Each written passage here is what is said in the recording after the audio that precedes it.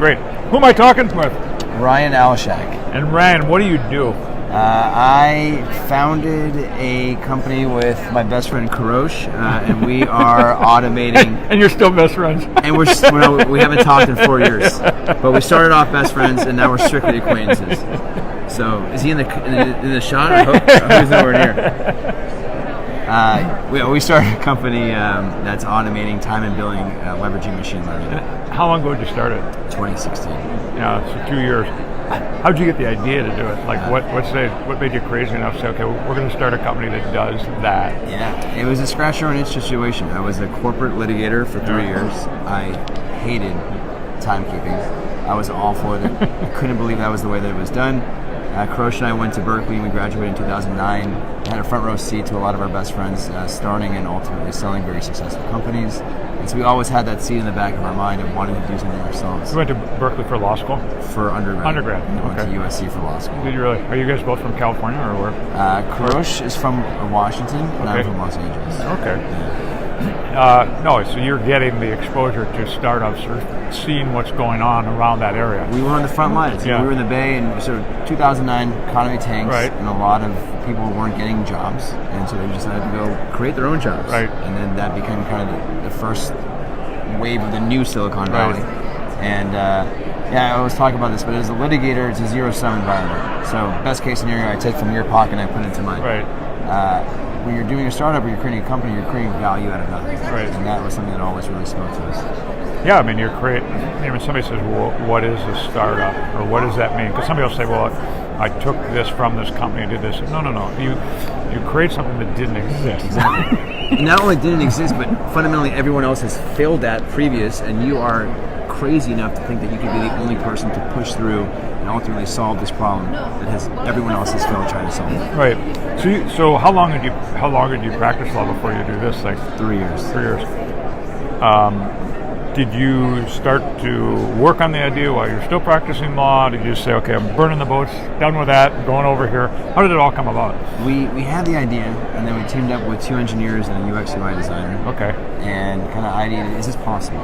It's a very complicated problem, both technically and user workflow-wise. And then when we decided that it was possible, it was just going to take a lot of work, quit cold turkey because I think it was very important for the rest of the team to see that I believed in this. Right. And then we have another co-founder that was actually in law school at the time and decided not to take the bar. So we made a pact. I'll leave my job, you don't take the bar, no safety net, let's go. Then the rest. How'd you support yourself? How'd you guys get by? You don't want to know. So we consolidated everything. We started all living together. I was sitting in my brother's futon. I was taking Greyhounds up and down and went from first class seats to the Greyhound. And, we bootstrapped it, and then we're finally able to raise some outside capital about 9 months into building, and now have since just wrapped up a pretty significant venture round. And hopefully those ramen days are right. I've heard of ramen more than once over the last few days. From when you started to build it to the time that you had your first customer, like the real one, wow, they are paying us money. They're taking money out of their pocket, putting it in ours so this can work. How long did that take?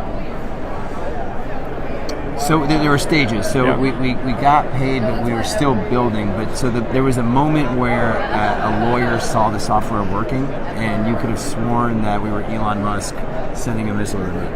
I mean, the shock on his face when he picked up his phone, hung up, and it was a perfect time entry in real time, populating. It was the most incredible moment. So that happened, never forget, January 21st of this year. That was the question I was going to ask you. Like, what was the day you knew it was going to work? That was it. That was the day. I saw the legitimate shock on his face, how excited he was. For a lawyer, it was, I just gave him Christmas morning. I got to watch that interaction in real time.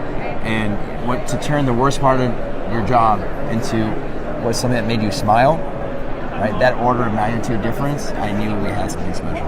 What was the low point? I mean, there's the cyclical all the time, but what was the low point where you go, wow, it would have to be this hard, or are we going to pull this off or not? Is there a point where you knew what that was?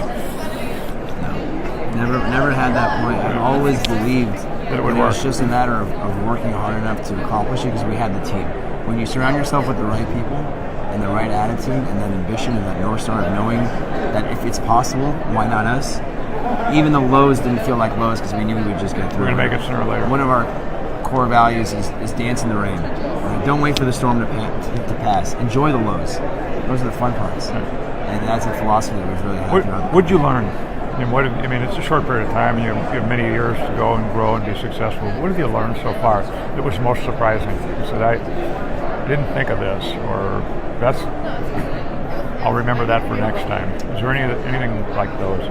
Yeah, it's not even business related. Right. It is that you are one person, and the way that you are at home is the way that you are at work. And that's something that we fundamentally believe in. We want to give you back time. Right. And what you do with that time, whether it's spend time with your family, or deliver high value work to a client, that's your prerogative, and you should own that. And I see it in my life. When I'm happy at work, I'm happy at home, and seeing that play together, the notion of work-life harmony and balance. Yeah, and that's what Clio talks about. So if you're at a Clio conference, they're talking totally about productivity, and we're giving that back to you in your lives. Here's what you should be doing in your life by the time that you save, or we've helped you work through. And it's tremendously moving when you're sitting in the audience listening to that. What would you tell other legal tech entrepreneurs maybe aren't started yet, they're thinking about it? And I'm hearing great stories because you're practicing a relatively short period of time. You're saying, okay, we did it based on savings. Well, you don't have a huge amount of savings when you've only been working a short time.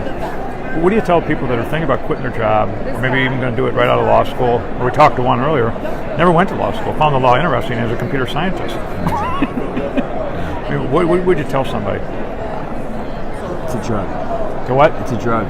And once you have the taste of working for yourself, of building something that you're passionate about, right, you will never look back. I have never looked back one day. Even when my bank account was nothing, even when I was riding on that Greyhound, even when I was on that futon, I was smiling the whole time. And that's what it's about at the end of the day. Am I happy doing what I'm doing? And I love what I do, and I'm passionate what I do. And I took what was the biggest pain in my working life, which was timekeeping, and that is now my passion. To help other people. To make sure that no one has to go through that pain. How will the product sell? Just out of curiosity, sell to the firm as an enterprise solution across the board to the firm? Okay. And when you looked at the drudgery of the time. That's how I became a personal injury lawyer. We did it on paper. So there were no keyboards and computers. Still being done on paper, yeah. You wrote it down. It was carbon. You had to turn in rubber banded things. Then you had the carbon sheets that went in a book to back it up. It was bizarre. So if I'm on that phone call, or I'm working on some memorandum or whatever it is, what does it do? So I don't have to be doing what I used to do, whether it's keying in time, putting it in a client, all that type of stuff. What did you figure out that could be done that could save so much time for people? It is plugging into the systems that you're using to create billable work, and it's layering machine learning on top of it to give context to that. Okay. To understand what is it that you're spending your time doing it, who is it for, what is it about, what legal code applies. That machine learning is the secret sauce, and it's something that really is a very sophisticated technology that's just now starting to be fleshed out. I don't use AI because I don't think that AI exists yet, but really it's about machine learning, and it's about understanding your time, not just giving you a full ledger of everything you did in a given day, which is very useless to work. So what it can recognize is that you were talking to a particular client on a particular type of matter, and it knows the terms that you use, and it can create the bill for you. Exactly. When you're looking at it, somebody can once over the thing, but it's already saved all that time. We like to say right now, lawyers have to are given a blank canvas, and they say paint, and we paint 95% of them. We say add the brush strokes. Which ain't bad. Which is really it's not good. bad at all. So how many people work in the company today? So we're up to 11 full-time. We're hiring aggressively. So we just wrapped up this round, really focused on spending on the best of the best. Where are you hiring in? What areas? Engineering. It's all about builders. We just hired a full-time machine learning engineer, PhD from Brown, for particle physics. We're talking about world-class talent that we're throwing at law. Recruiting engineers from Google, Amazon, Apple, you name it, bringing them here. And you have no background on technology. You're not a coder. I am not a coder at all. I can play one on TV. And that's about me. I can say, there's code on the machine right now. I can see it on the screen. And people ask me about that. Do you ever get asked a question like by friends that go, wait a second, what do you mean you have a legal technology company? You don't know anything about technology. What do you tell them? You learn. Right. I was pitching in the Valley, and we were pitching an AI-focused fund. I'm talking about deep tech, right? And they only invest in very heavy AI companies. They're never done legal, right? They're real. And we were going back and forth for about an hour, really asking me deep technical questions. And they left that meeting giving us a term sheet. And I walked out of that meeting, and it hit me that a lawyer created an AI company. And what the hell was I doing? How did that happen? But it happened. Right. And it's because when you are passionate about a problem, it's all about solutions. It doesn't matter what the solution is, you'll go figure it out. And for us, we realized it was machine learning. But once you are committed to solving a problem, you'll figure out a way to do it. Yes, let me ask you one other question. I don't know whether it's ever hit you, but when you start to employ people, and they have lives, they have rent, they have mortgages. You know, if they haven't already, they're going to have kids. Some of them get married. And you realize we created this thing, and we're all supporting each other. I don't know if that's ever hit you. To me, it's a little bit moving experience when I sit back and think about it. It is so humbling. Yeah. And I am forever indebted to everyone that I've worked with on this team, because they took ultimately a risk on me and a crazy idea, and I owe them everything back tenfold. And it's something that motivates me every day to work my ass off, because I know if I do wrong by them, I'd be doing wrong by the people that take the biggest risk on me. Yeah, you'll feel the worst. You might even feel worse about it than anybody. Of course, because I would be responsible ultimately for their risk. That's right. Blowing up in their face, and that's on me to make sure that it never happens. And that's something that's very personal to me. Well, thank you much, sir.